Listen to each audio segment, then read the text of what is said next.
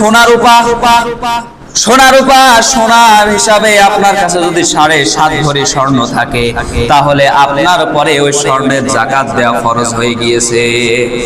আর রৌপ্য যদি আপনার কাছে 52 ভরি রৌপ্য থাকে, তাহলে তারপরেও আপনার পরে যাকাত ফরজ হয়ে গিয়েছে।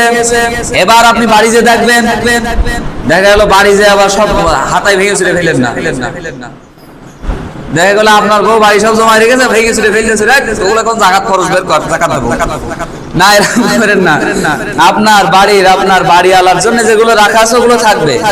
আপনার বাড়িওয়ালার তো অলংকার প্রয়োজন নাকি, সোনার রূপা তো তাদের জন্যই। আপনার কাছে 7.5 ভরি স্বর্ণ যদি মজুদ থাকে, যেগুলো আপনার